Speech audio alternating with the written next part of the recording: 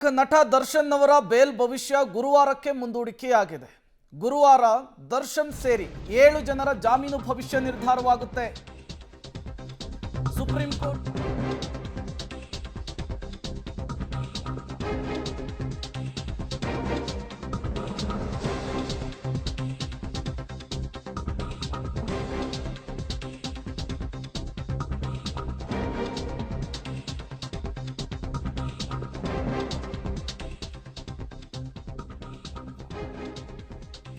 ಗುರುವಾರ ದರ್ಶನ್ ಜಾಮೀನು ಭವಿಷ್ಯ ನಿರ್ಧಾರವಾಗುತ್ತೆ.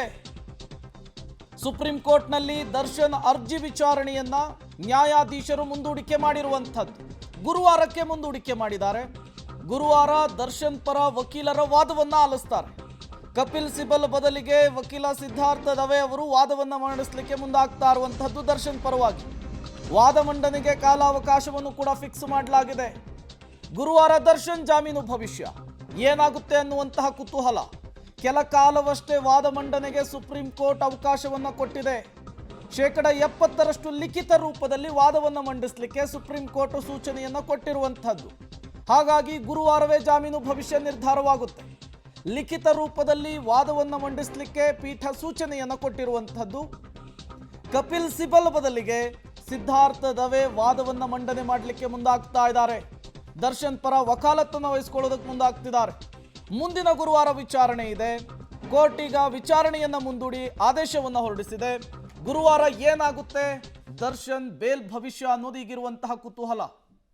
ಮತ್ತಷ್ಟು ಡೀಟೇಲ್ ಶಬೀರ್ ಕೊಡ್ತಾರೆ, ನೇರ ಸಂಪರ್ಕದಲ್ಲಿ ಜಾಯಿನ್ ಆಗಿದ್ದಾರೆ. ಶಬೀರ್, ಗುರುವಾರಕ್ಕೆ ಈಗ ವಿಚಾರಣೆಯನ್ನ ಪೋಸ್ಟ್ಪೋನ್ ಮಾಡಲಾಗಿರುವಂಥದ್ದು. ಕೊನೆ ಕ್ಷಣದಲ್ಲಿ ಕಪಿಲ್ ಸಿಬಲ್ ವಾದ ಮಂಡನೆಯಿಂದ ಹಿಂದಕ್ಕೆ ಸರಿದಿರೋದ್ರಿಂದ ದರ್ಶನ್ ಜಾಮೀನಿನ ಮೇಲೇನಾದ್ರೂ ಪರಿಣಾಮ ಬೀರಬಹುದಾ? ದರ್ಶನ್ಗೆ ಏನಾದ್ರೂ ಹಿನ್ನಡೆ ಆಗುವಂತಹ ಚಾನ್ಸಸ್ ಇರಬಹುದಾ? ಹೇಗೆ ಅಂತ ಹೇಳಿ ಶಬೀರ್ ಇದು? ಇಲ್ಲ, ಆ ರೀತಿ ಹೇಳಲಿಕ್ಕಾಗಲ್ಲ. ಯಾವುದೇ ರೀತಿಯಾದಂಥ ಪರಿಣಾಮಗಳು ಬೀರಲ್ಲ. ಈಗಾಗಲೇ ಕಪಿಲ್ ಸಿಬಲ್ ಅವರು ಕೂಡ ಒಂದು ಹೇರಿಂಗ್ ಅಲ್ಲಿ ಮಾತ್ರ ಭಾಗಿಯಾಗಿದ್ರು. ನೋಡಿ, ಇಡೀ ಪ್ರಕರಣವನ್ನ ನೋಡಿದಂಥ ಸಂದರ್ಭದಲ್ಲಿ ಯಾವ ಲಾಯರ್ಗಳು ಕೂಡ ಇಲ್ಲಿ ಸ್ಟಿಕ್ ಆನ್ ಆಗಿ ವಾದವನ್ನ ಮಾಡಿರುವಂಥದ್ದು ಅಥವಾ ಕಂಟಿನ್ಯೂಸ್ ಆಗಿ ಈ ಒಂದು ಪ್ರಕರಣವನ್ನ ಹ್ಯಾಂಡಲ್ ಮಾಡಿರುವಂಥದ್ದು ಕೂಡ ಇಲ್ಲ. ಮೊದಲಿಗೆ ಈ ಒಂದು ಪ್ರಕರಣವನ್ನ ಸುಪ್ರೀಂ ಕೋರ್ಟ್ ನಲ್ಲಿ ವಾದ ಮಾಡಿದ್ದು ಅಭಿಷೇಕ್ ಮನು ಸಿಂಘ್ವಿ ಅವರು. ಅಭಿಷೇಕ್ ಮನು ಸಿಂಘ್ವಿ ಅವರು ಈ ಹಿಂದೆ ರಾಜ್ಯ ಸರ್ಕಾರದ ಪರವಾಗಿ ಹಲವಾರು ಪ್ರಕರಣಗಳಲ್ಲಿ ವಾದವನ್ನ ಮಂಡಿಸಿದಂತ ಹಿನ್ನೆಲೆಯಲ್ಲಿ ಈಗ ಮತ್ತೆ ಸುಪ್ರೀಂ ಕೋರ್ಟ್ ನಲ್ಲಿ ಈಗ ರಾಜ್ಯ ಸರ್ಕಾರದ ವಿರುದ್ಧವೇ ವಾದ ಮಂಡಿಸಬೇಕಾಗುತ್ತೆ ಈ ಒಂದು ಪ್ರಕರಣದಲ್ಲಿ. ಸೊ ಹೀಗಾಗಿ ಇದು ಸೂಕ್ತವಾಗಲ್ಲ ಅನ್ನುವಂತಹ ಕಾರಣಕ್ಕೆ ಅಭಿಷೇಕ್ ಮನು ಸಿಂಘ್ವಿ ಅವರು ಹಿಂದೆ ಸರಿದಿರ್ತಾರೆ. ಇದಾದ ಬಳಿಕ ಅವರು ಕಪಿಲ್ ಸಿಬಲ್ ಅವರನ್ನ ಹೈರ್ ಮಾಡ್ತಾರೆ. ಕಪಿಲ್ ಸಿಬಲ್ ಅವರು ಕೂಡ ಕಳೆದ ವಿಚಾರಣೆಯಲ್ಲಿ ಮೊದಲ ಹೇರಿಂಗ್ಗೆ ಬರ್ತಾರೆ. ಅವರು ಮಂಗಳವಾರದ ದಿನದಂದು ನಾನು ಪೂರ್ಣ ಪ್ರಮಾಣದಲ್ಲಿ ವಾದವನ್ನ ಮಾಡ್ತೀನಿ ಅಂತ ಹೇಳಿದ್ರು. ಅದಕ್ಕೆ ಸುಪ್ರೀಂ ಕೋರ್ಟ್ ಕೂಡ ಒಪ್ಪಿಗೆಯನ್ನು ಸೂಚಿಸಿತ್ತು.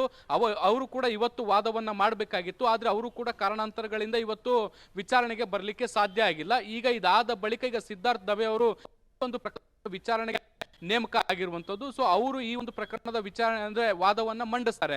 ಸೊ ಹೀಗಾಗಿ ನಾಳೆ ಗುರುವಾರ ದಿನ ಯಾವ ಹಂತದ ಬದಲಾವಣೆಗಳಾಗ್ತವೆ ಗೊತ್ತಿಲ್ಲ. ಇವತ್ತು ಸಿದ್ಧಾರ್ಥ ದವೆ ಅವರು ಬಂದು ನಾನು ವಾದವನ್ನ ಮಾಡ್ತೀನಿ ಗುರುವಾರ ಅನ್ನುವಂತ ನಿಟ್ಟಿನಲ್ಲಿ ಹೇಳ್ಕೊಂಡಿದ್ದಾರೆ.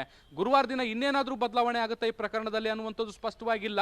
ಆದ್ರೆ ಈಗಿರುವಂತ ಮಾಹಿತಿಗಳ ಪ್ರಕಾರ ಅವರು ಗುರುವಾರ ನಾನು ವಾದವನ್ನ ಮಂಡಿಸ್ತೀನಿ, ಆದ್ರೆ ಪ್ರಿಪೇರ್ ಆಗ್ಲಿಕ್ಕೆ ಸ್ವಲ್ಪ ಸಮಯಾವಕಾಶ ಬೇಕು ಅನ್ನುವಂತ ನಿಟ್ಟಿನಲ್ಲಿ ಮನವಿಯನ್ನ ಮಾಡ್ಕೊಂಡಿರುವಂತ ಹಿನ್ನೆಲೆಯಲ್ಲಿ ಇವತ್ತಿದ್ದಂತ ವಿಚಾರಣೆಯನ್ನ ಗುರುವಾರಕ್ಕೆ ಪೋಸ್ಟ್ಪೋನ್ ಮಾಡಿರುವಂತದ್ದು. ಮತ್ತೆ 15 ನಿಮಿಷಗಳ ಸಮಯವನ್ನ ಮಾತ್ರ ಇಲ್ಲಿ ನಿಗದಿ ಮಾಡಿರುವಂತದ್ದನ್ನ ಕೂಡ ಗಮನಿಸಬೇಕು. ಕೇವಲ 15 ನಿಮಿಷದಲ್ಲಿ ಏನು ಪ್ರಮುಖವಾದ ಅಂಶಗಳನ್ನ ಹೇಳಬಹುದು ಅದನ್ನ ಮಾತ್ರ ಹೇಳಿ, ಮತ್ತೆ ಬಾಕಿ ಉಳಿದಂತೆ ಏನು ನೀವು ಆರ್ಗ್ಯುಮೆಂಟ್ ಮಾಡಬೇಕು ಅನ್ಕೊಂಡಿದ್ದೀರಿ ಅಥವಾ ವಾದವನ್ನ ಮಂಡಿಸಬೇಕು ಅಂತ ಅನ್ಕೊಂಡಿದ್ದೀರಿ ಆ ಎಲ್ಲಾ ಅಂಶಗಳನ್ನು ಕೂಡ ಲಿಖಿತ ರೂಪದಲ್ಲಿ ಸಲ್ಲಿಸಿ ಅನ್ನುವಂತ ನಿಟ್ಟಿನಲ್ಲಿ ಸೂಚನೆಯನ್ನು ಕೊಟ್ಟಿರುವಂತದ್ದು. ಸೊ ಹೀಗಾಗಿ ಓರಲ್ ಆಗಿ ಮಾಡುವಂತಹ ಒಂದಷ್ಟು ವಾದವನ್ನ ಮತ್ತೆ ಲಿಖಿತ ರೂಪದಲ್ಲಿ ಕೊಡುವುದಾದಂತ ಮತ್ತೊಂದಷ್ಟು ವಾದವನ್ನ ಎಲ್ಲವನ್ನ ಆಧರಿಸಿ ಈ ಹಿಂದೆ ಸರ್ಕಾರಿ ವಕೀಲರು ಮಾಡಿರುವಂತಹ ವಾದವನ್ನ ಗಮನ ಹರಿಸಿ ಅದರ ಮೇಲೆ ವಾದ ಪ್ರತಿವಾದವನ್ನ ನೋಡಿಕೊಂಡು ಅಂತಿಮವಾಗಿ ತೀರ್ಪನ್ನು ಕೊಡುವಂತ ಸಾಧ್ಯತೆಗಳಿದಾವೆ. ವಕೀಲರು ಬದಲಾದ ತಕ್ಷಣ ಜಾಮೀನಿನ ಭವಿಷ್ಯ ಬದಲಾಗುತ್ತೆ ಅಥವಾ ದರ್ಶನ್ಗೆಲ್ಲೋ ಒಂದ್ ಕಡೆ ಹಿನ್ನಡೆ ಆಗುತ್ತೆ ಅನ್ನುವಂಥದ್ದು ಸರಿಯಲ್ಲ. ಯಾವ ವಕೀಲರು ಹೇಗೆ ಪ್ರೆಸೆಂಟ್ ಮಾಡ್ತಾರೆ ಅನ್ನುವಂಥದ್ದು ಮ್ಯಾಟರ್ ಆಗುತ್ತೆ. ಮತ್ತೆ ಇರುವಂತ ಸಾಕ್ಷ್ಯಾಧಾರಗಳು ಅಥವಾ ಫ್ಯಾಕ್ಟ್ಸ್ ಏನಿರುತ್ತೆ ಆ ಫ್ಯಾಕ್ಟ್ಸ್ ಅನ್ನ ಜಡ್ಜ್ಗಳಿಗೆ ಮನವರಿಕೆ ಮಾಡುವಂಥದ್ದು ಬಹಳ ಮುಖ್ಯವಾಗುತ್ತೆ. ಆ ನಿಟ್ಟಿನಲ್ಲಿ ಈಗ ಸಿದ್ಧಾರ್ಥ ದವೆ ಅವರು ಕೂಡ ಹಿರಿಯ ವಕೀಲರು ಸಾಕಷ್ಟು ಈ ರೀತಿಯಾದಂತಹ ಪ್ರಕರಣಗಳಲ್ಲಿ ವಾದ ಮಂಡಿಸಿದಂತ ಅನುಭವ ಇರುವಂತ ಹಿನ್ನೆಲೆಯಲ್ಲಿ ಆ ರೀತಿಯಾಗಿ ನಿರ್ದಿಷ್ಟವಾಗಿ ಹೇಳಲಿಕ್ಕೆ ಸಾಧ್ಯ ಇಲ್ಲ.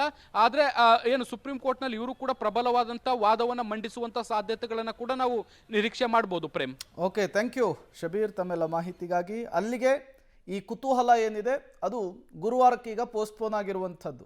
ಗುರುವಾರ ದರ್ಶನ್ ಪರ ವಕೀಲರು ವಾದವನ್ನು ಮಂಡಿಸಿದ ನಂತರ ದರ್ಶನ್ ಬೇಲ್ ಭವಿಷ್ಯ ಏನಾಗುತ್ತೆ ಅನ್ನೋದನ್ನು ಸುಪ್ರೀಂ ಕೋರ್ಟ್ ನಿರ್ಧರಿಸುತ್ತೆ. ಜಾಮೀನು ಮುಂದುವರಿಯುತ್ತಾ ಅಥವಾ ಜಾಮೀನನ್ನು ರದ್ದು ಮಾಡುವಂತಹ ಕೆಲಸಕ್ಕೆ ಸುಪ್ರೀಂ ಕೋರ್ಟ್ ಮುಂದಾಗುತ್ತಾ ಅನ್ನೋದು ಗುರುವಾರ ಫೈನಲ್ ಆಗುತ್ತೆ.